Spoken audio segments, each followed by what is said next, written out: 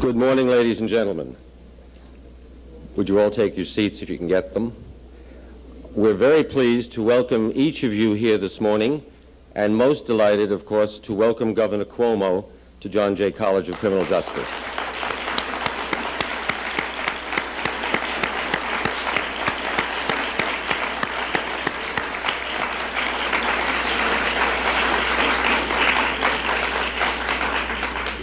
We're delighted that the governor has chosen John Jay to host the opening of his Crime Prevention Week, and also has come to celebrate with us the happy occasion of the new building that the college has been able to acquire thanks to his leadership and that of the State Division of the Budget. Before the governor speaks, I would like to introduce a few people to you who have joined us today and a few people who will be saying words of greetings. First of all, we have with us Lawrence Kurlander, the Director of Criminal Justice Services for the State of New York.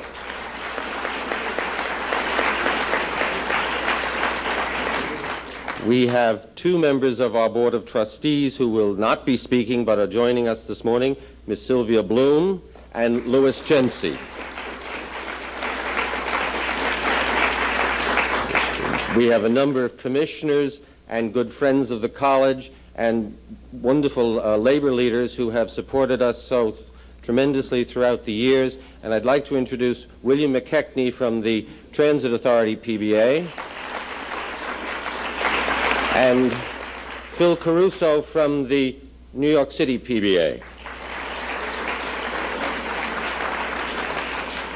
We also want to say a special word of thanks to two men who were so helpful to John Jay throughout the years, but particularly in this process of working to get the new campus. And they are Jay Hershenson, the Vice Chancellor for Public Relations,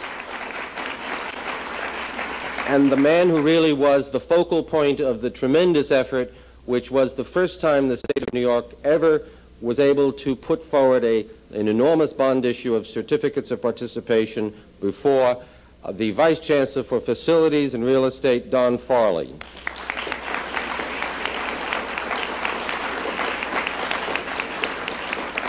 This is not really the celebration completely of the college's delight in its new building. We will be having a real big one on the 24th of November, at which time I promise you I will thank everybody involved. But the unions, the PSC, Erwin Polishek, Haig Bohedian, and so many people have been so fantastic in this effort that I did want to say a word of thanks to these few people this morning. The university is governed by its Board of Trustees, and the trustees have been, who are appointed 10 by the governor and 5 by the mayor, have been fantastically helpful to us through the years, giving us the PhD in criminal justice at a time when the university and the state were cutting back on PhDs, and this year helping us with this imaginative, new, marvelous project for the college. And so I'd like to introduce, to bring greetings from the board and also from Jim Murphy, the chairman of the board, who is unfortunately out of town this morning. I would like you to welcome the vice-chairperson of the board, Edith Everett.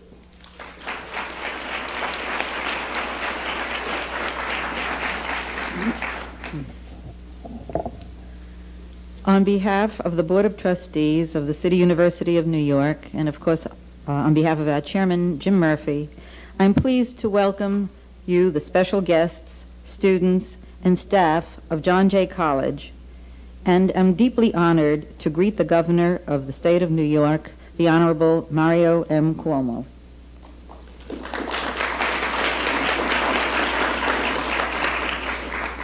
This is an especially proud and appropriate time for Chancellor Joe Murphy and President Jerry Lynch and John Jay College to be hosts to the Governor. Just 2 months ago, as you've heard, under Governor Cuomo's dynamic leadership, the state, in cooperation with the City University, developed an innovative financing plan for renovating an existing building into a permanent home for John Jay.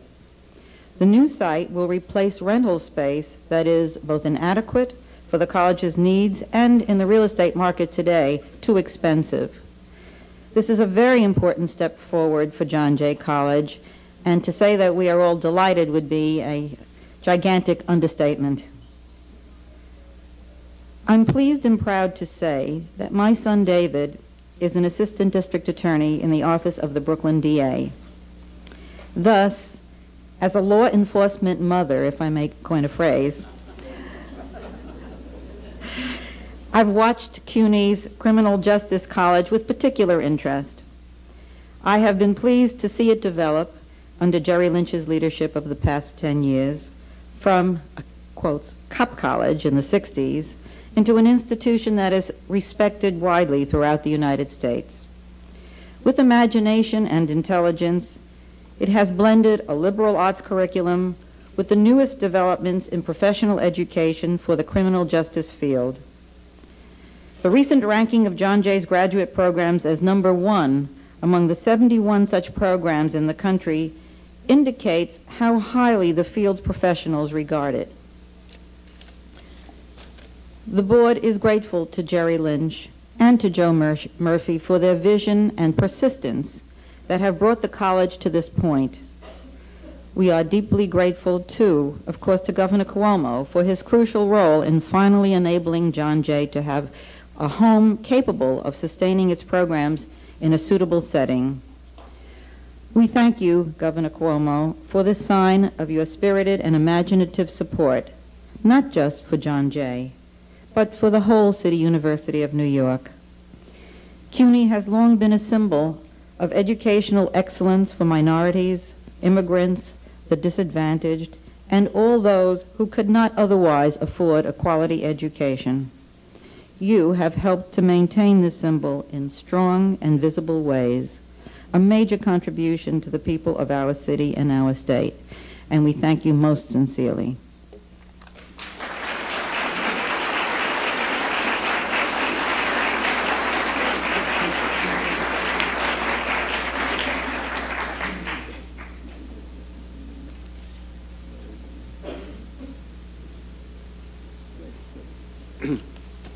Thank you, Mrs. Everett, for those kind words and for your tremendous support. I now want to introduce the Chancellor of the University, who has shown such innovative leadership both for John Jay and for the University. He has enlivened higher education in this city, state, and nation, and he has been tremendously supportive of this very dramatic new funding formula that everybody wondered whether it was a sheep in a fox in sheep's clothing, and it turned out not to be. So I want you to please welcome Chancellor Murphy.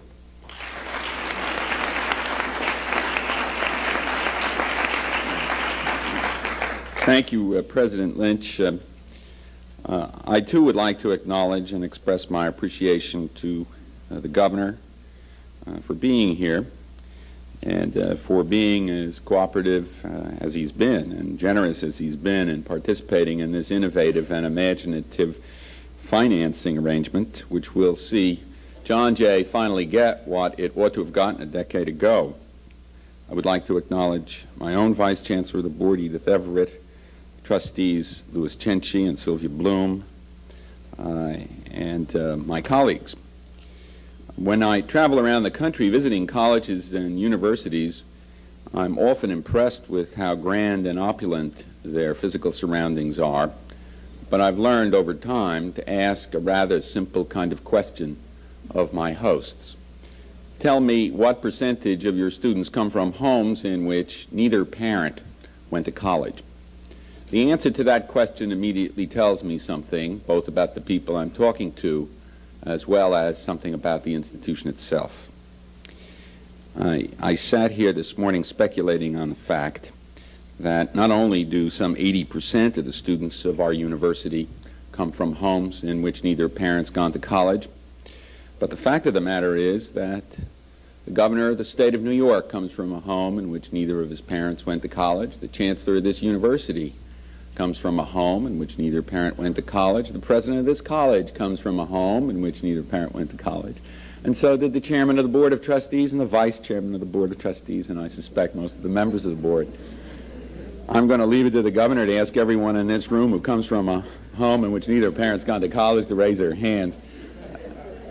We somehow are all related to each other. We're related to each other in knowing, most of us, that education doesn't come cheap or free, that there are lots of sleepless nights, and there's lots of anxiety connected with getting an education, particularly when one is breaking away from traditional and sometimes even parochializing roots. Whatever their values and whatever their appeal might be, nevertheless, we have somehow made a break. Now the question is, what is there to be returned to the neighborhoods and places that we came from? What is being returned is that the same opportunities will be given to others, that this has been the theme of our governor, who said repeatedly that we mustn't forget where we came from, that we have an obligation to remember what our roots are. And above all, we have an obligation to see to it that those who come after us will have similar opportunities and perhaps, God forbid, even easier ones. So I'm especially pleased that we gather here today at John Jay, that John Jay will finally have coming to it what it deserves in the way, at least, of physical facilities. It has always had that in terms of its academic and intellectual facilities. And especially pleased that our governor, who's had a deep and profound understanding for this university that's derived not from his political life, but from his inner life, his spiritual life, is here to talk to us this morning. Thank you.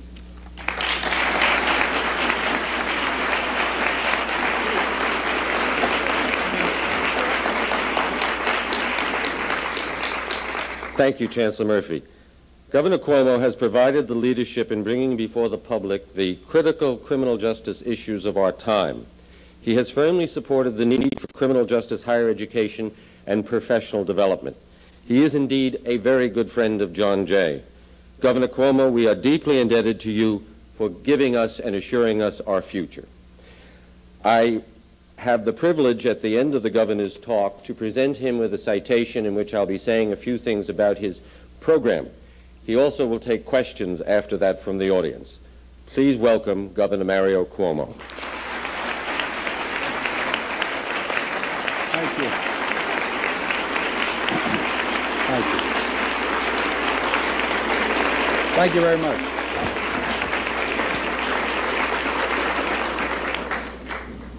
Thank you very much, President Jerry Lynch, Chancellor Joe Murphy, Edith Everett, Louis Tenzi, my good friend Sylvia Bloom, my friends Phil Caruso and Bill McKechnie, my own Director of Criminal Justice, first in the history of the state of New York, and he has created very quickly, in less than 4 years, a superb precedent for all to follow. Larry Kurlander, Michael Lukes, whom I had the pleasure to meet, the Student Council President, all the faculty, all the administrators, all the students, all the friends, and one friend, if I may select from this sterling group before me, who I spotted over in the front row here, because he makes me think about the time when in my pristine condition I served as an adjunct professor of law and taught or tried to teach some people some rudiments of the law, and increasingly over the years found more and more police people signing up for my courses at St. John's Law School. He was one of the police people.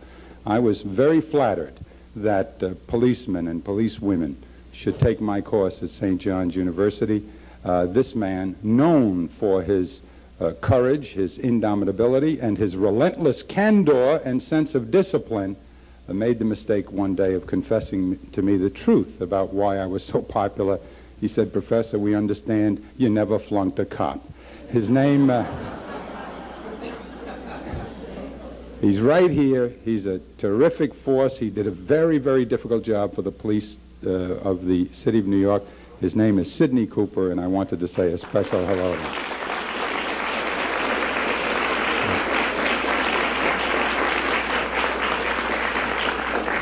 I'm not going to deliver a speech. Why should I deliver a speech? Jerry Lynch got up and said, "This is not the main event. This isn't the big deal. This isn't where we really give the ceremony. This is just a casual getting together of a few people." They gave me a cruller and coffee. You know, for this you don't get a speech. For this you get casual remarks, a few notes on some cards, and that's what I'm going to do. And I'll be back, I hope, Jerry, for the main event when I will write a speech. I may even wear a hat.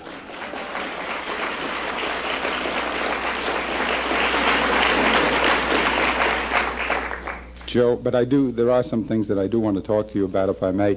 2 or 3 points that I think are extremely important and ought to receive the focus and the attention of the people of the state, especially now, and maybe it would be useful to spend the time talking about those ideas. But before we get to that, Joe Murphy made the point that my mother and father didn't have the advantage of a college education. Indeed, in our case, they didn't have any formal education to speak of. They didn't have the elementary school equivalent. And in his case, that was true. In Jerry Lynch's case, that was true. In Ed Koch's case, it's true. In George Duke Magian's case, it's true. A New Yorker who's now governor of California, and on and on and on. In this very room, there are people exactly like us, and that is a nice demonstration of the miracle of this place we call America, that the generations are afforded this extraordinary opportunity so rapidly. A single, maybe 2 generations, you go from outright oppression, near despair, to all kinds of affluence and success and security and fulfillment. It's wonderful. And that's nice to contemplate. What I was thinking of when Joe Murphy was telling me about my parents and his parents and Lynch's parents, how none of them were educated the way we were. All of them are smarter, brighter, sounder, less confused, and more highly respected than any of the 3 of us are. And I've often said about my mother, and it never fails to win some applause. I say to my mother in referring to her in passing, I said, she's a woman who's never been educated and is therefore totally uncorrupted. Her common sense has been unimpeded by, and there are always people like Lynch who will smile at that. The main reason I came was to talk about John Jay, only briefly, but to let you know that the state knows what John Jay is. The state knows how important John Jay is. The state knows what great strides you've made. You are a great institution in the state of New York and nationally. You received recognition for that when the raters and the people who measure these things and have the credentials to measure them well said that you were the best in the United States. We're gifted here with 2 schools of criminal justice. John Jay is making very, very rapid strides and a great contribution to the city and the state. It is no surprise that you are so well received by the political forces in Albany. Your reception is the measure of their common sense and intelligence. You're an important institution doing very important things for this society, for this whole nation. And so it was easy to get behind this effort to expand your facility, something, as Joe has indicated, should have been done a decade ago, except for the intervention of a near bankruptcy and calamity that slowed us down a bit, in some ways improved us actually, but slowed us down a bit for sure. There were a lot of reasons for the success of John Jay. Jerry Lynch is a big part of it.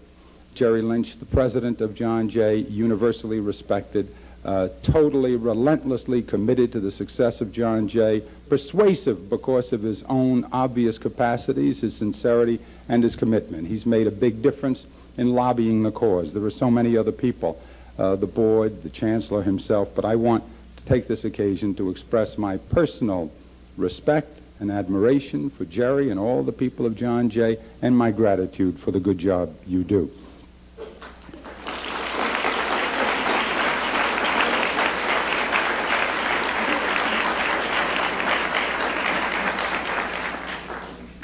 Also, it's nice that you thank me. I love the adjectives, dynamic leadership. That's great. I didn't see anybody writing it down, but I will remember it. You know, and forceful, and thank you, Governor, because you were out there and you understand. Joe Murphy says you understand the importance of education. That's nice of Chancellor Joe Murphy. He is not so much applauding the past. He is designing the future with that remark. So, Joe Murphy is a very smart guy. What this is the immediate pre-budget period. You see, we're at that stage now where we're designing the new applications. Joe knows exactly what he's doing. This he learned from his mother and father who never went to college. And it's nice, and I accept the congratulations. Why shouldn't I accept the congratulations? I like my job. I'm the governor. My mother likes my job. She comes to the man. She can't believe it. I was riding through upstate New York with a state policeman, Antonio Burgos, who travels around with me, and this was last Thursday. And I said, Tony, we've got to work harder this next few weeks. And he said, why? I said, you see all those leaves out there? I was driving through this. There were leaves everywhere. I said, do you realize if I lose on November 4th, I have to rake leaves again? I have to shovel snow. You know what it is to clean gutters? Now, some people are rich enough that they don't have to go up on that ladder and get their hands torn on the screening over the gutters when you're trying to pull the leaves out. I said, I don't need that. You know, I like it the way it is now. They do my pants. They serve meals. It's wonderful at the mansion. And it helps to return to the mansion to have Jerry and all these people say, thank you for your leadership, Governor Cuomo. And I tried. But the truth is, and this is an important truth to reflect on, the governor doesn't do it in this state. The governor does it with the Assembly, with the Senate. Some of them are Republican, some of them are Democrat. At this particular time in our history, the two houses, and you need them both to make a budget or to pass a bill, the two houses happen to be perfectly divided politically. One half, the Senate, and it is precisely one half because you do need both pieces, is Republican dominated. The other half, the Assembly, is Democrat dominated. They have to come together to make a budget, to say yes to $1.3 billion for CUNY, to say yes to the lease purchase agreement with Haaren High School, to say yes that it's important to consolidate the campus of John Jay. It's important to make a multi-million-dollar investment. It's important to construct these exotic new financing devices, that it is a good investment of the money of the people of this state from Clinton County, from Suffolk, from the Hudson Valley. It's important to take all the money of all the state and all the credit and make an investment, a part of it, in this place. In order to do that, the whole process has to come together. The Democrats, the Republicans, the governor, the upstaters, the downstaters, the blacks, the whites, the women, and the people who represent this extraordinary diversity. And I'll be honest with you, I find more joy in reflecting on that truth than in hearing people say, thank you, Governor, for your leadership. Because the real achievement of the state of New York over the last 4 years is how well it has been able to put these disparate pieces together.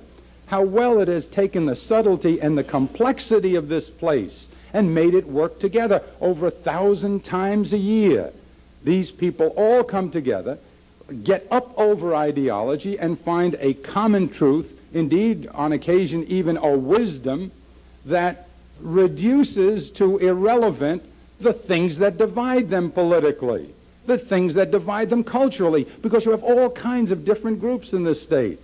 Think of it. You have people in the city of New York, people like me from Queens, born and I live 1.5 miles from where I was born more than half 100 years ago. That's how much I have traveled. I'm a Queens person, a New York City person. There are people in Clinton County, in Essex County, in St. Lawrence County who don't know what a Queens is, who find it difficult to relate to a Queens, who have lived a whole different kind of life. We have urban, suburban, we have rural populations, we have the most incredibly affluent, and we have the poorest, among the poorest in the United States. All of them represented by people who respond specifically to that kind of constituency. Somehow we're able to put all these pieces together to make strong CUNY, to make strong SUNY, to save the city of New York in 1975, to save agriculture since then. We are investing a fortune in agriculture. You don't know what biotechnology means in Manhattan and the Bronx. You know what brucellosis is down here, but you're investing in it. You're helping us with the dairy farmers. You're helping us with the agricultural part of the southern tier. You're helping us save Buffalo. Buffalo's the Midwest. Buffalo's Ohio. Buffalo's Michigan. Buffalo's the Midwest. You're helping us to save it from New York City. That synergism, that intelligent coming together, that's the achievement of the last 4 years I'm proudest of. You can't make a commercial on it. You can't say it in 28 seconds. And if you did, they would know really what you were talking about. You wouldn't get points. Make commercials on, good subtle concepts like death penalty. I mean, you want to, that's a commercial. What are you kidding? So I accept your thanks. I accept your thanks, but the truth is, what you're really doing is congratulating the system, the Democrats and the Republicans and the Assembly and the Senate who came together, all those bureaucrats who never get any praise at all the people who really make it work, the people who think up the ideas and implement them, the staffs for the legislators, and the people who work for me.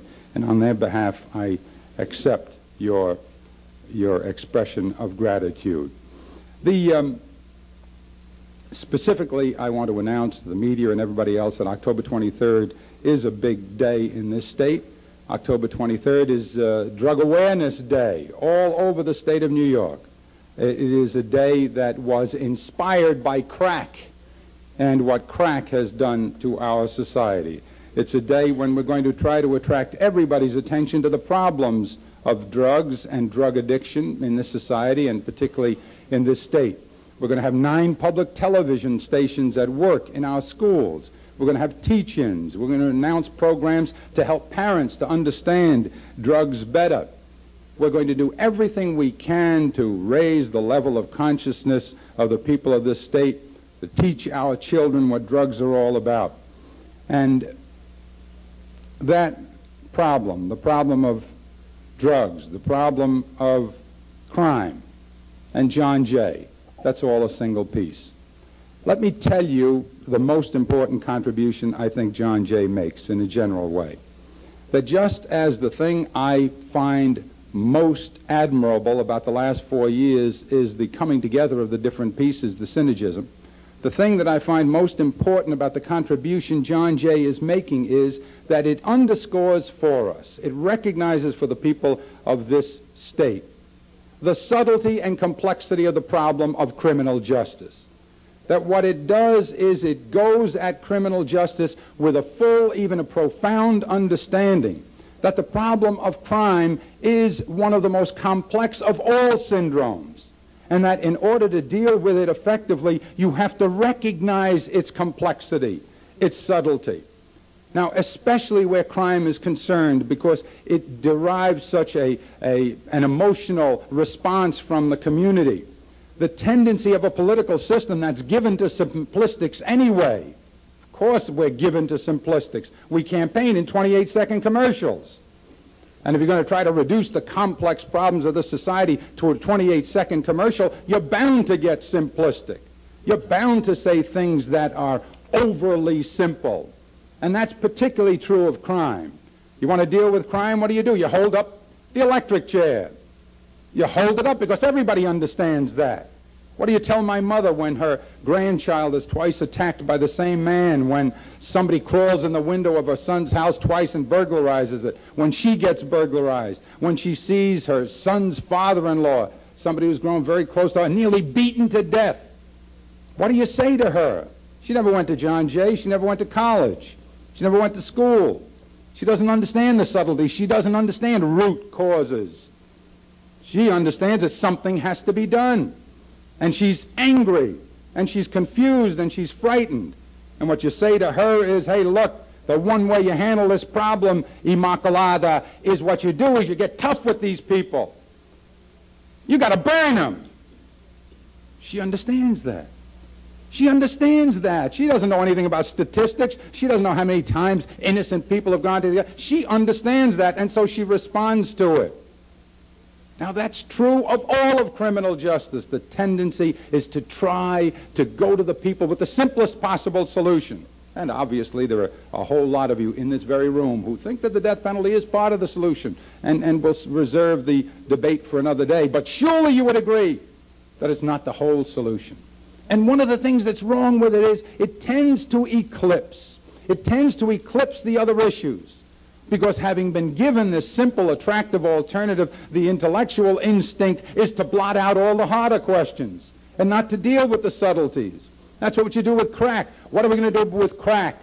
I'll tell you what we do with crack. First of all, tougher laws.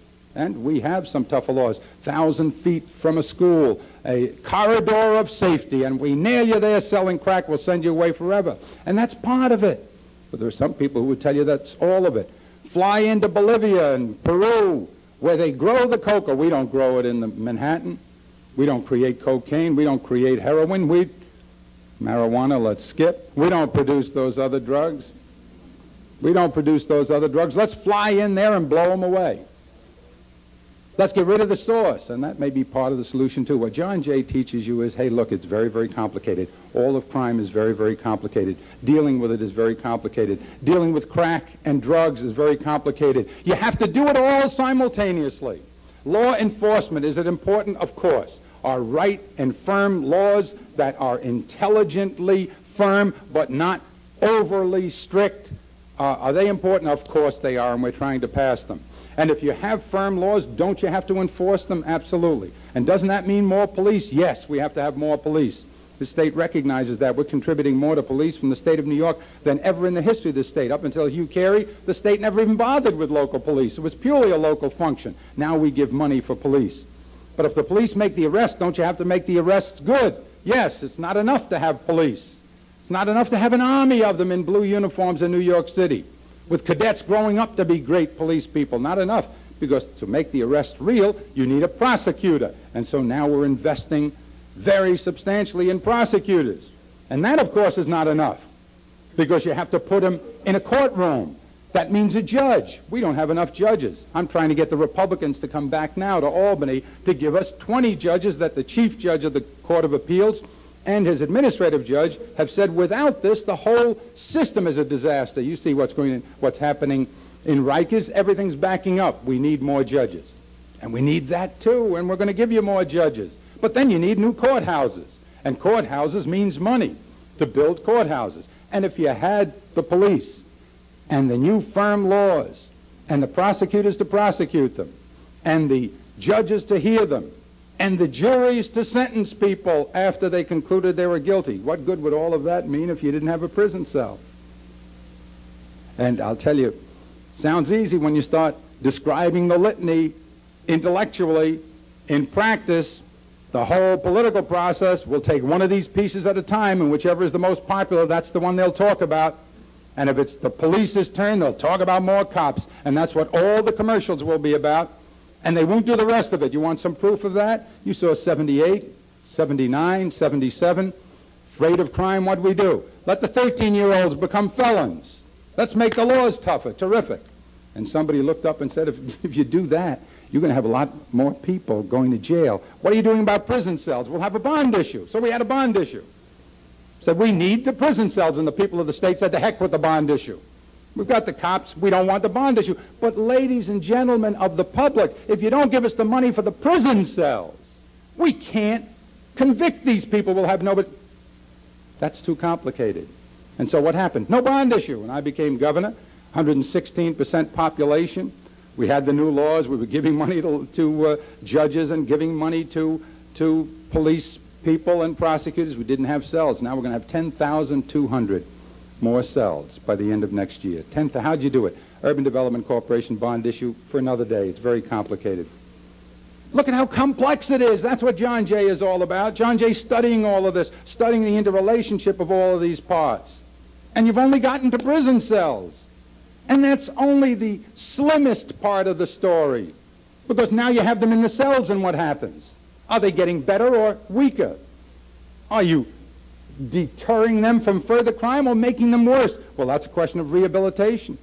That's a question of what the role of the prison cell is. Who understands it? Do you understand it?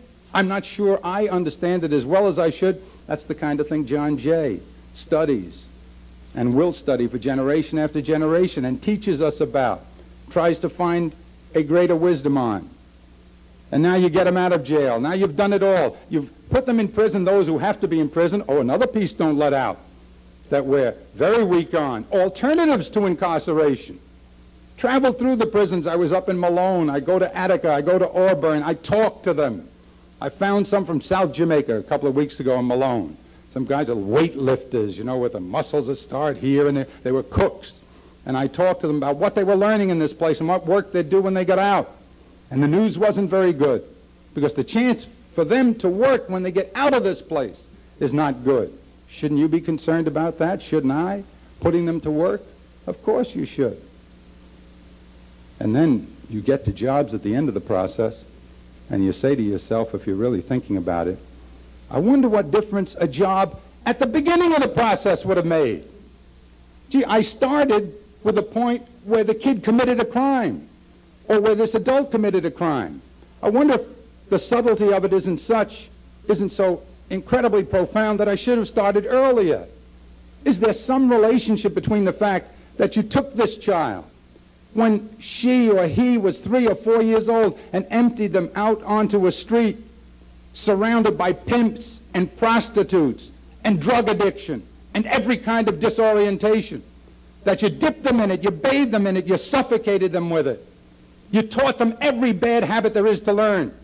How to put a needle in your arm, what drugs are all about, how you can steal because it's easier than working. Does that have some effect on this child? And if it has some effect, what do you do about it? Oh my God, now you're into teenage pregnancy and poverty and lack of housing. Oh God, that's not for me. I'm criminal justice. That's for somebody else. You can't do it that way. It can't be done that way. You can't separate the one from the other. You can't separate the upstaters from the downstaters, the blacks from the whites, the Republicans from the Democrats. It doesn't work that way. You've got to make them all connect and interrelate. You can't deal with crack that way. You can't solve crack in Bolivia. You can't solve crack in the Bronx. You can't solve it with a prosecutor or a prison cell or a new medicine. It's more complex than that. And as a matter of fact, when you go through this litany with crack, they grow the stuff in cocoa in Bolivia. Let's go with the machine guns. Let's try to buy the land. They'll still produce it, right? Okay. Now we have to interdict it. Now we send up the AWACS. Now we send out the Marines. Now we send the submarines. And we put the customs people. It'll still get here, right? Oh, now we've got the police on the job in New York City. They'll still get to the kids, right? Well, now we'll put them in court and we'll be tough. They'll still take drugs, right? And after all the DAs and all the police and all the machine guns and all of that, if the kids want to take drugs, or if a successful person from the suburbs wants to announce this as the new lifestyle and come home fashionably with a little white under the nostril, that they're not criminals, God forbid. That's only the people in Rikers are criminals. These are lawyers and doctors and maybe even, God forbid, politicians, and you're allowed to do this for the weekend. You know, a little coke, what's the big deal? As long as people are prepared to take the stuff, as long as there is a demand, what's the sense of doing all the other stuff? That's how complex it is. Now we have to talk about demand. And if you talk about demand, what you're talking about is why young people take drugs. Now you want a headache? Now you really want to torment yourself about how hard this business really is that John Jay is trying to help us with? How do you teach kids what drugs are all about? We're going to have Drug Awareness Day. Well, the most obvious thing you do is tell them, this is what drugs do to you. And I've got that down. I've got a wonderful little essay written by Tasha Hollingsworth, age 9, from a Troy school district. Tasha Hollingsworth had an uncle who died. She was there, and she wrote a little composition for her teacher about her uncle and aunt and how they took drugs and drank alcohol and how she went to the hospital and held his hand and how he died holding her hand. A little kid, Tasha Hollingsworth. She wrote it. I read it to the kids. They understand drugs are bad. For the moment, they understand they're bad. But you've got to teach them more than that, it seems to me. You've got to teach them why they should be concerned about themselves. You've got to teach them about their own dignity. You've got to teach them about their responsibility to their brothers and sisters and their mothers and fathers. You have to teach them that they're only part of the whole, that the world is more significant than appears on the surface, that soul isn't a bad word, that they have responsibilities, that love is beautiful. I'm not talking about, hey, you want to get into trouble, try teaching that without using any religious words, because you're talking about public school. You're not talking about yeshiva. You're not talking about St. James Pro Cathedral. You're talking about doing it in a public school. How do you do it without getting into trouble with religion? Well, I think you have to. I think you have two choices as political people. You can say, hey, look, this is too complicated for us. This is too hard. My God, it's bad enough dealing with it one piece at a time. But if you want me to see it all at the same time, we'll never get anything done. Or you have another approach. Unless you see it all at the same time, there's no point in trying to get anything done. Unless you see the interconnectedness, unless you see the interrelationship, unless you know the importance of synergy, unless you remember that when Chernobyl goes up, 1,000 miles away, they can't drink the milk. Unless you understand that when you whisper now in New York, they can hear you in Hong Kong. Unless you understand that John Donne is right, no man, no woman, no city, no town, no village, no country is an island. That we're all one piece and that it's all connected. Unless you understand, you shouldn't even try. And it's hard for us to understand it, we politicians. They keep us very busy. And we get fouled up by immediate impulses, immediate necessities like elections and things. That's why it's important to have a place like this John Jay Institute. All those people who are going to do the corrections, those prison guards who are going to be in Rikers, those police people who are going to be on our streets, those prosecutors who are going to be in our court, all of them part of this incredibly complex system. There has to be a place where you can think about it all, where you can rationalize it all, where you can be intelligent about it, where you can be subtle about it, where you can recognize the complexity and respond to it. That's what John Jay does, and now you do it better than anybody in the United States. There's so much crime out there still, rates down, so much crime out there still that it should be obvious you have a lot more to do. All I can tell you as governor is that it's right for me as governor and for those people as legislators to cooperate with you in taking Haaren High School and making your facilities as big and as strong and as useful as possible, because we rely on you very, very heavily. We need you to rationalize the efforts we're making, to make them intelligent and, good Lord willing, a little bit more effective. Thank you for listening to me.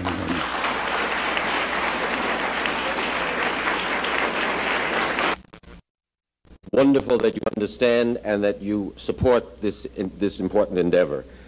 I would like to now ask the Chairman of the Council of Chairpersons, Professor Charles Ryan, and the President of the Student Council, Michael Looks, to join me as I present the President's Medal to the Governor.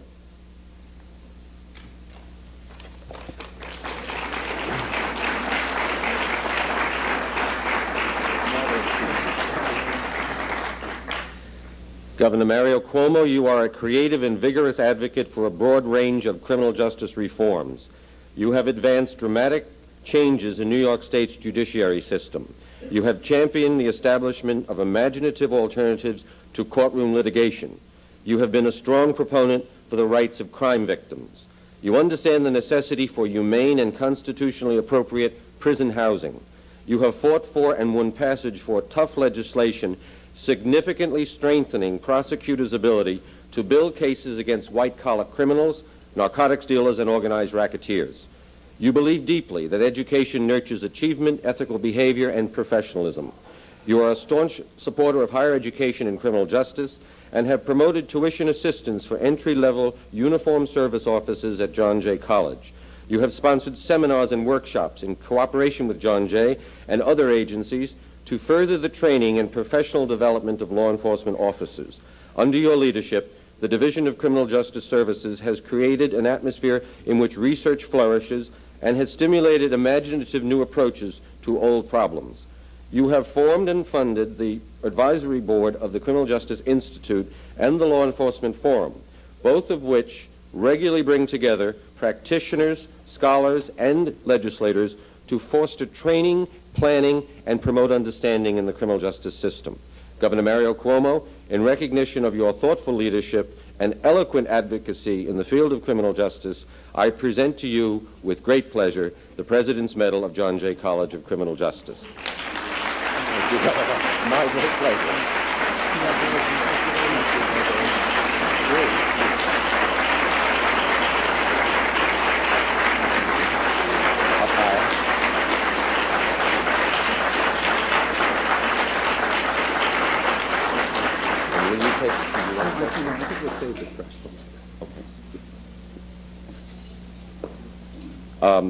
The governor will not be having the press conference. He's saving it till later. We can do it. Press conference. If they have any questions, we'll take them. If you have any questions, he'll take them.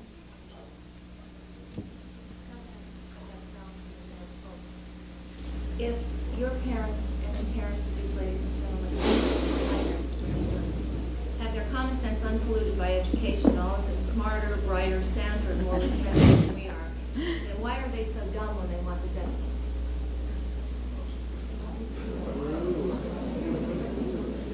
Well, you'll speak for your parents and I'll speak for mine. I have...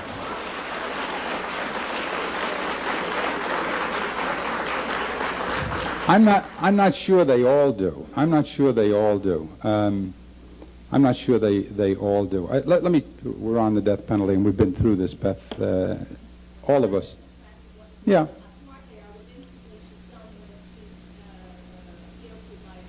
Well, I didn't say she was dumb either. Let's stay with the death penalty, and let me tell you what I think she's saying. I think what my mother is saying, and what all of those people of that generation are saying, and if you credit polls, and as you know, I don't like dealing with polls, but let's assume that they're accurate here, and most people in this society want the death penalty. Let's assume that, okay? What are they saying when they say we want the death penalty? Some of them, I think, sincerely believe that the death penalty will make them safer.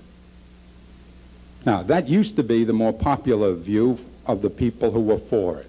You know, dominantly, they were impressed by the fact that it was a deterrent. And I can understand them feeling that way.